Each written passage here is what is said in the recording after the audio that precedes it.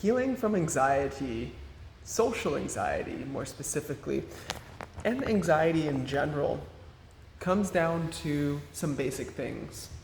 There is the understanding first of the nervous system. We have to understand how the nervous system works, right, in relation to anxiety and in general. So first of all, know that our nervous system is always looking for threat, is always looking to see if we are safe, if the environment we are in is okay, and that we are not under threat. And this is a survival thing.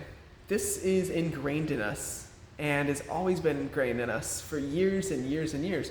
But the thing is, what happens is when we're constantly going through stressful events that cause us to overthink, to cause us to be hyper vigilant, and actually come out of the logical mind and go into the more emotional mind that is part of an overactive amygdala, part of an overactive prefrontal cortex, all that sort of thing. This is the science and stuff. But really what it comes down to is when your nervous system is constantly experiencing threat over and over and over, it becomes more stressed and stressed. And that stress level gets to a certain point where your nervous system and your mind and your body can no longer come into balance, can no longer come back into homeostasis, where it discharges that energy, discharges that stress, and instead becomes sensitized.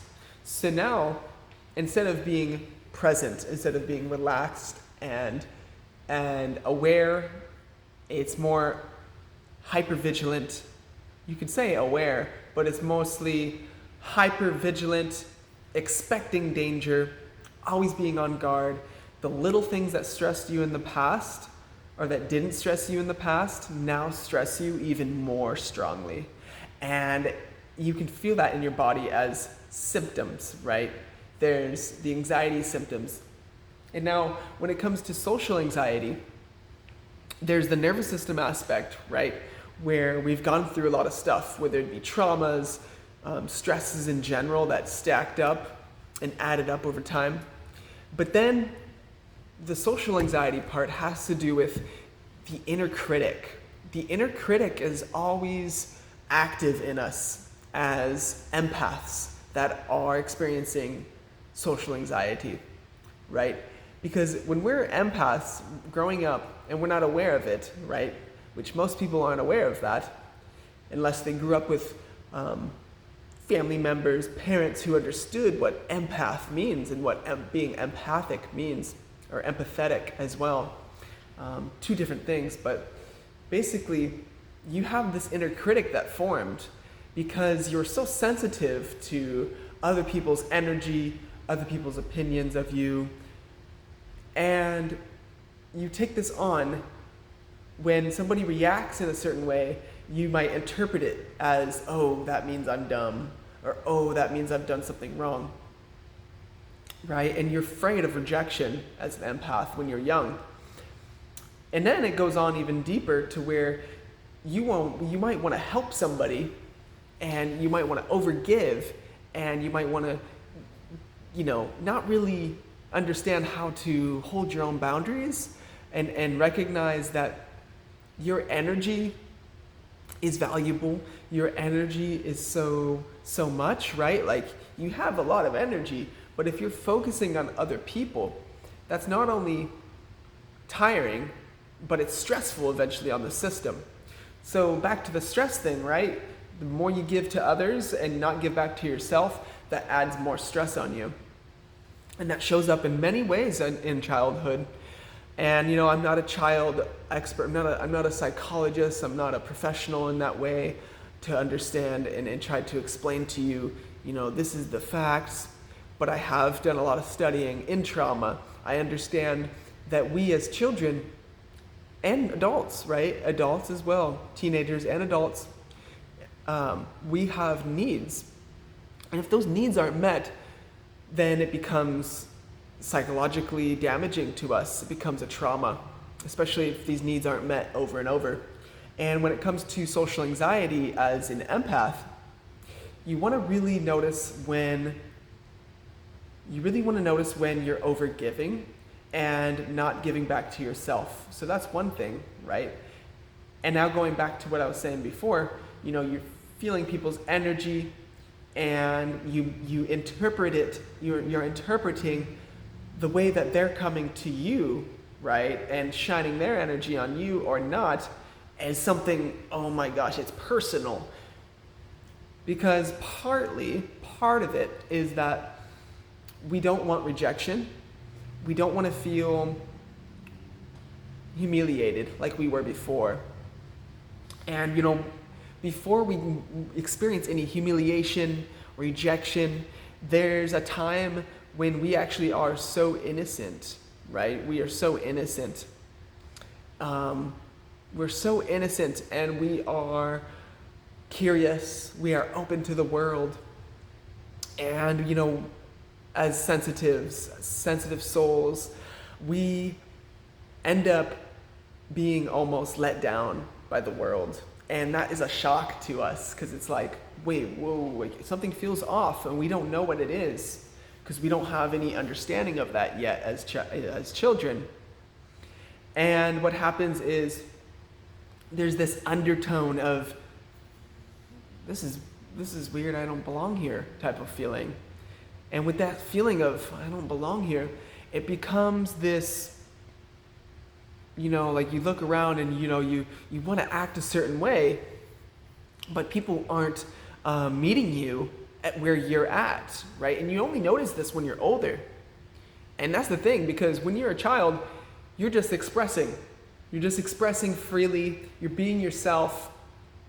And as soon as you try to reach for your parents or you try to reach for the people you go to school with, whatever it is, and whatever stage of your life, it doesn't really matter, and you feel like people aren't seeing you or meeting you where you're at or hearing you, right, and witnessing you, you take that as a fear of being rejected, and that is rejection in it of itself, in your perspective as the empath, right? Because we feel other people's energy strongly, so we easily can misinterpret it, and then we take that on as the inner critic. Oh my God, as an inner critic. And it becomes this amalgam, this combination of your own beliefs about yourself, and then your beliefs about the world, and how you think how the world sees you, how people see you. And you begin to get this anxiety feeling in your body and your mind that is overwhelming when you see somebody, when you in a public situation, right? Because you've held on to these beliefs about yourself for so long, and fear of being seen as weird or too much, and you fear what might happen again. And ultimately, this is an unconscious situation here, but when you see other people and you hold a belief about yourself, you're afraid that they are going to think the same thing about you, because it comes back to the rejection, right? If they think that you are stupid, if they think that you are an idiot, then that is hurtful to you, because you hold that. You think, am I an idiot? You're questioning yourself. Oh gosh, I must be an idiot. I'm an idiot. Oh, I'm weird. Oh God. And then you fear facing rejection, but you also fear experiencing what happened before in the past. So it's a lot of layers going on.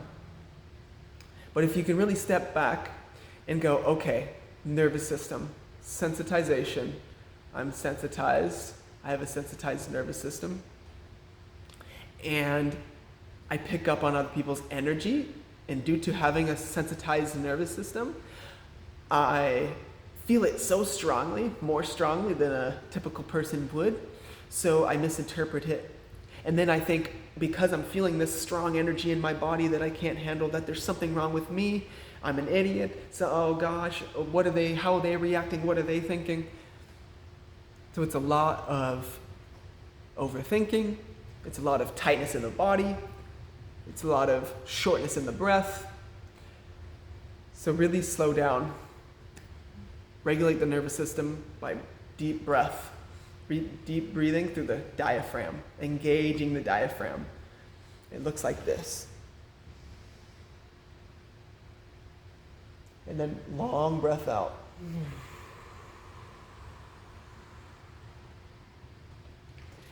Parasympathetic, witnessing your environment, being present, feeling, slowing down, and melting your muscles. This is nervous system regulation.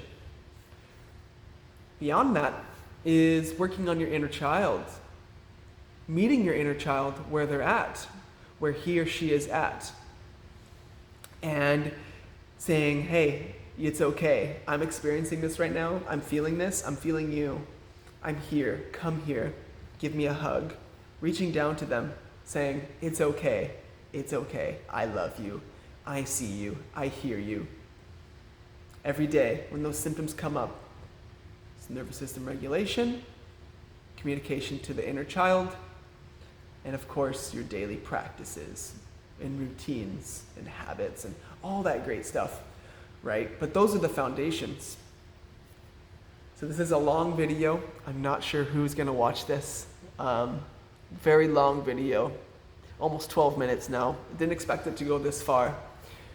But I hope you guys got something out of it. And if this helped you, let me know. Lots of love.